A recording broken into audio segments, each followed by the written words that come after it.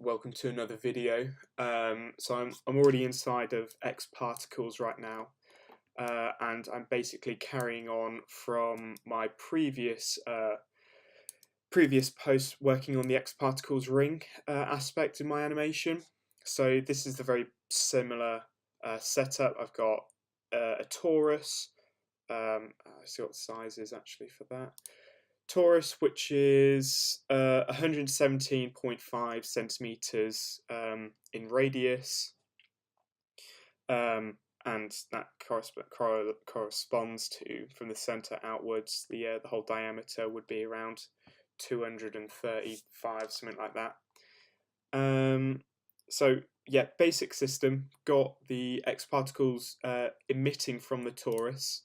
So I've got all these things here. The emission mode is in shot, so if I replay this, all of the particles are emitted at once, and I've got 1,000 particles being emitted every frame, and then the lifespan of each particle is for 30 frames here.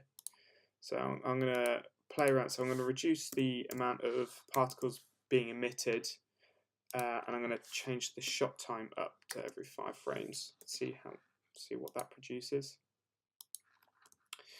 So this is what the rendered thing looks like. It's quite good. I would like it so that it's less dense around the ring. However, I know that I'm not going to be able to get that because that's the emitting object. Although I've been playing around with the emission speed and the basic particle data, I've got that set to 25, and basically the speed relates to how far. Although it's talking about speed, so it should be a measurement of in like miles per hour, meters per second. So it's done in centimeters.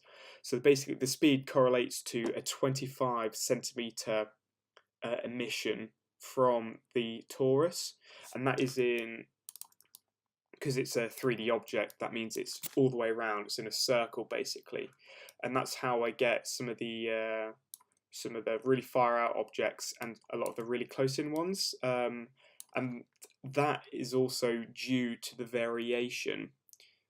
Oh, okay, the speed has gone right up. Yeah, so that is due to the variation.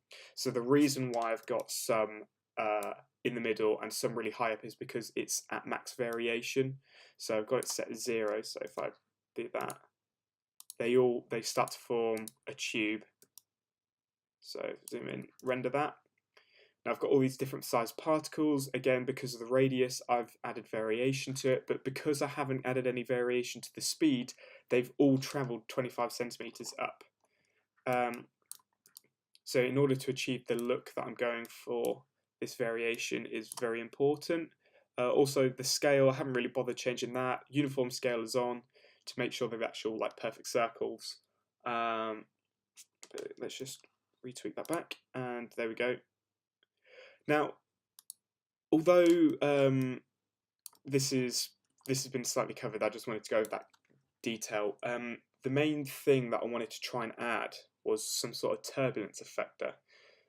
Now within, so I'm just going to change the mode, go back into the standard mode. So within X particles, you have different like dynamic objects and different objects and modifiers and support things that you can add to the X particle system, which is here, the XP system here. You can add that to affect the particles in a certain way.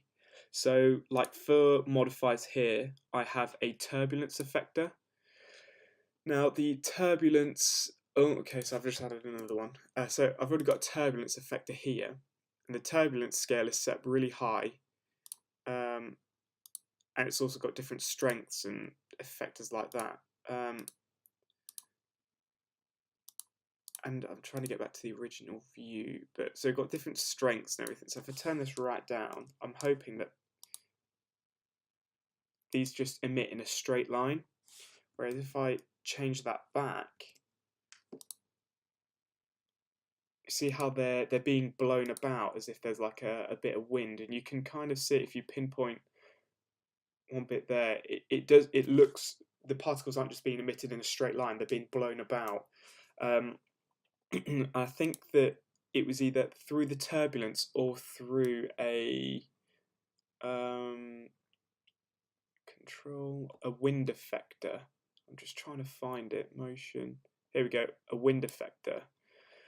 And now this is where it gets a bit tricky because there are no actual um,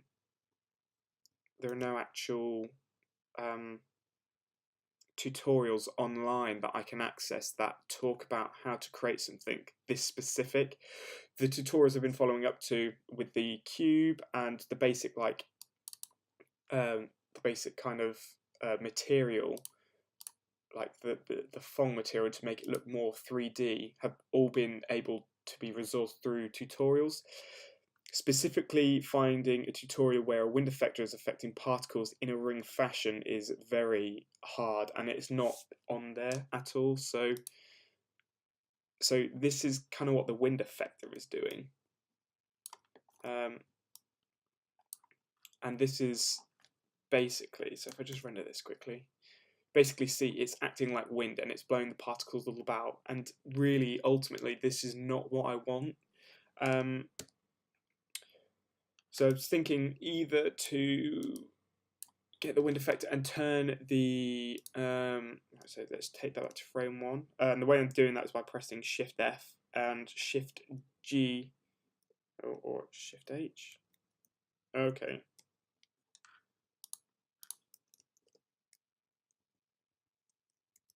well, Shift F takes it back to the very first keyframe.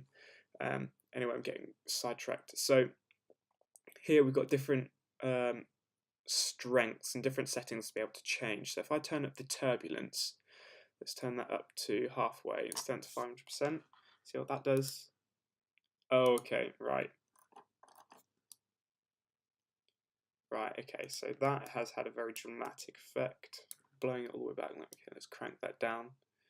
Let's make that 10%. See what happens now. Okay, so that's kind of having the same effect as what it was doing before. So ultimately, that's not doing a whole bunch. What I might try and do is I've seen on the post before this, I did a kind of illumination on the motion speed of the particles. So the ones that were moving were brightly coloured, but the ones that weren't were basically the colour was turning off. And I did that by adding gravity. And although this is being emitted with a different object, the emission object inside of the X particles in the prior post with the illuminating X particles was emitted from a ring, a sphere, not sphere, a circle on the plane, and it kind of shot up. So it's the same emission type, it's still a shot emission, so it's emitting a lot at once. But gravity was added to basically give them some real physics. But I want similar physics, but I don't want real world physics because this is ultimately going to be in space, or a zero gravity environment. So want to see if I can add any like gravity tags or any gravity kind of settings. So I know you can add it to something here, control. It's in the modifiers or somewhere.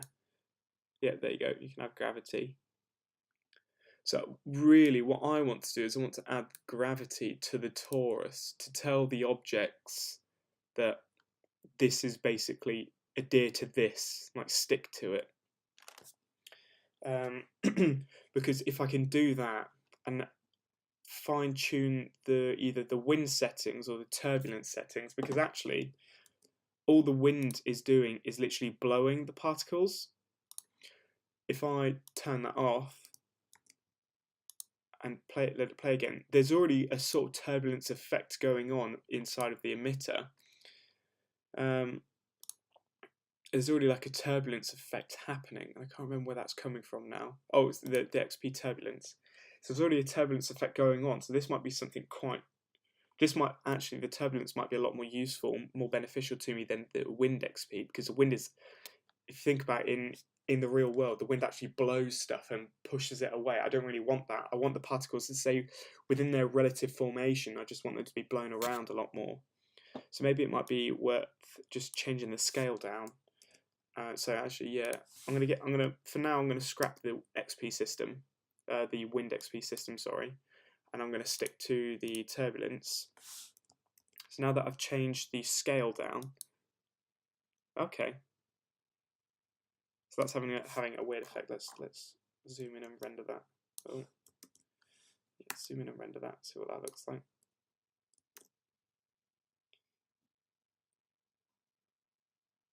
So that kind of seems to be having like a kind of corkscrew effect, or a helix-ish looking thing. So it's got its like waves. It goes up, down, like almost as if it's like corkscrewing around the or helixing around the torus. Let's try and bump that up. Maybe to. I don't know the exact figures and stuff to be putting in, but okay, that's kind of giving it a nice. So that's giving it quite a cool effect. A lot of variation to it as well, which might be quite cool.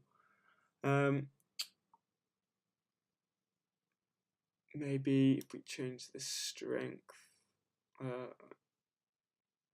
that up, maybe.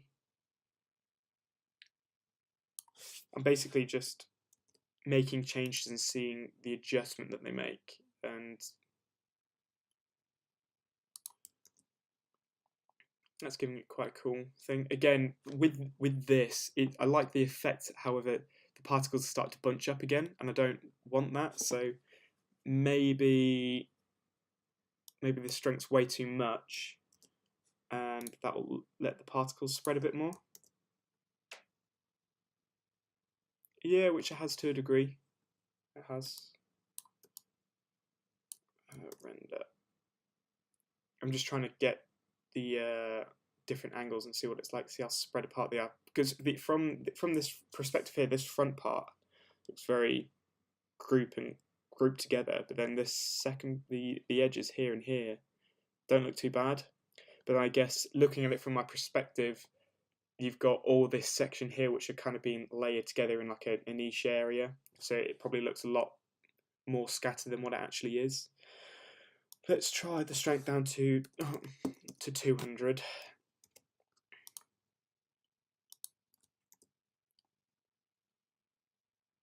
Okay, yeah, that's getting better. Try and bring the scale down as well, see what effect that has. The strength's good because the particles are now spreading out a bit more.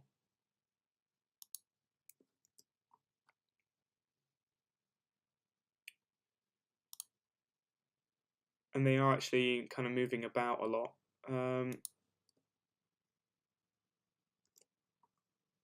See what that looks like here. So I am using the physical renderer.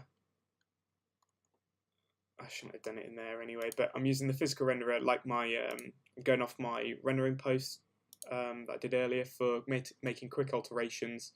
So it's on low, everything is down super low, X particles is enabled, and that's about it.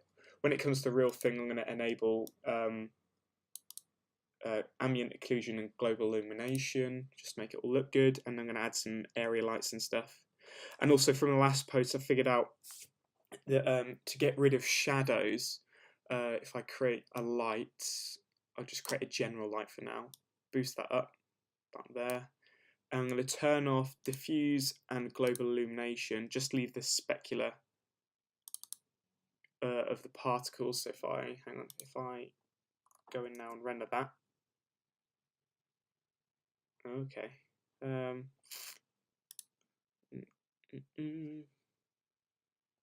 Like specular render. Oh, okay, yeah, of course, yeah. The self illumination is all the way up. So if I turn this all the way down, it should just be black. So it's basically all the light is doing is illuminating the specular of the objects, so that the specular is the white glow on a reflective surface. So then if I go into X particles, bump up the self illumination up to, it was at 60 before, bump up to 70, render that out, and you see they're now self illuminating themselves, and they've also got a nice specular bump to each one. Overall, this so far is good. Again, it's not got that kind of spread which I want. So I might try and increase the speed. See what that does. Bump that to 40 maybe. And again, increase the variation. I'll just save this quick as well. Okay, render that. Okay, so that's that's a bit too wild. So we're getting there, just fine tuning. I'll take it back to 30 then. That's notice as well that the variation can't go any higher than what the speed is at. So that's quite handy to know. That looks like it's got a lot of spread in it. Yeah, that's kind of cool. Now just noticing from it as well, just me being picky again, the you see how it's very like high, low, high, low, high, low. Is that kind of corkscrew effect is very emphasized on that one. So I might try and what if I take this lower? Take this about 50, 49, 50. Render. Yeah, so it's got that kind of like, it almost, the turbulence almost seems to be like a kind of corkscrew pattern. I might increase that then. Maybe I'll increase it to 500. Let's see what that does. Okay.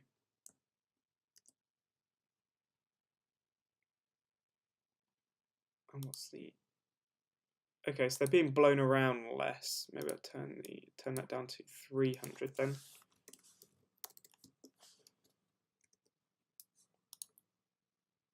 Okay. Let's see what this is doing then. Okay, yeah, that's kind of cool. It's not. It's sort of. It's getting there. It's getting there. I'll turn it down to 250 because now it's just kind of being blown completely out. I still want them. It's really difficult because I still want those high and low troughs to be moving within the scene, and they are. They're being blown up and down and all about. I think that's quite nice. What I'll do is I'll go back up into my emitter and change the speed down.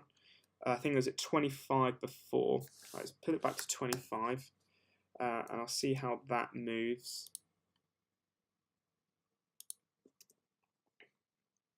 Again, that's a bit too.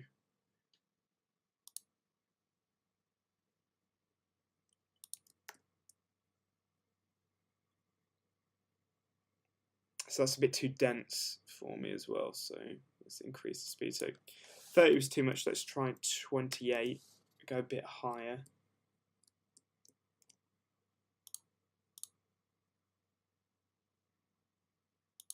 Okay, render. Yeah, that looks nice. That's nice. I might take the shot count down a bit by like 200 or so. See what that looks like, because it is very, very dense again around the ring.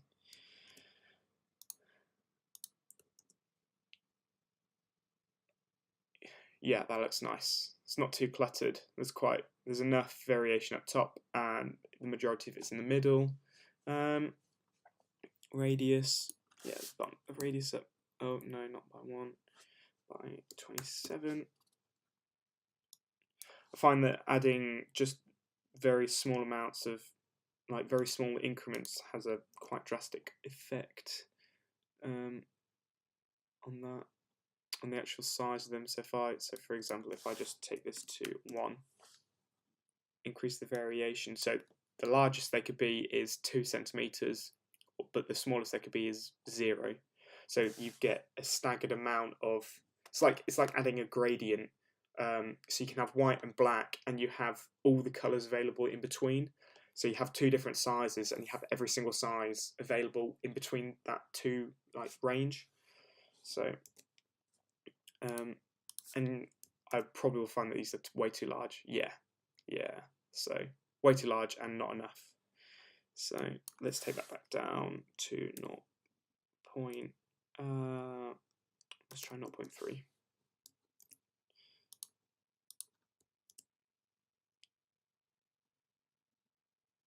So the thing is about the X particles, it's quite good because you do get a variation. So you see how we've got, if I just zoom right in. So we've got little teeny tiny ones here, but then we've also got medium, large, and then you've got some large ones there, but there's no massive ones that stand out, which is quite annoying. What I might do, I might try adding a collider tag to make sure that these don't like not that one. Yes, let's stop.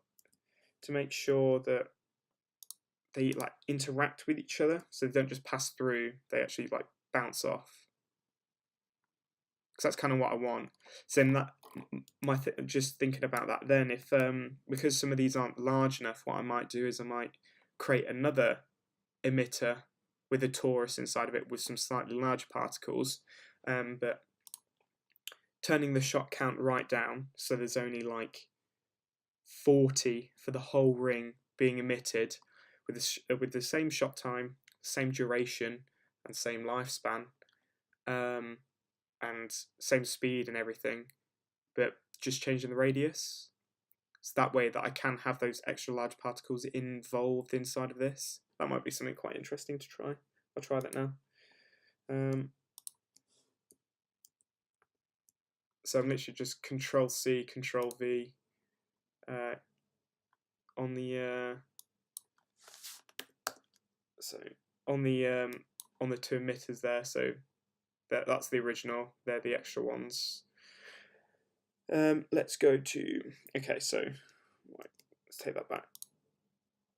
Okay, yeah, it's getting a bit choppy now. Whoa, yeah, okay. So yeah, what's actually happening is the two rings are actually interacting with each other. So you've got the little tiny ones, but you've also got the big ones. So what I need to do is I need to go into this emitter, turn the shot count way down. Let's put it down to like 10. So take that back. Yeah, it's not liking that very much, my computer. Okay, yeah, so there you go. So then we got some of those really large ones inside, which is what I wanted. So maybe they're a bit too big. So maybe if I take them down to about 0.75, I don't want them to be, sticking out like a sore thumb, but I do want them to be obvious. I don't want them to be there. Okay, yeah, that's kind of cool. Again, you got the large ones, and again, the radius is from 0.75 to 0. So the radius is 0.75 centimeters, but the variation is also 0.75. So within that 40 particles that have been emitted, within the 10 particles that have been emitted, sorry, so 10 particles all around here being emitted every 5 frames. That might be even too much as well. Maybe bump that to like 20 or something.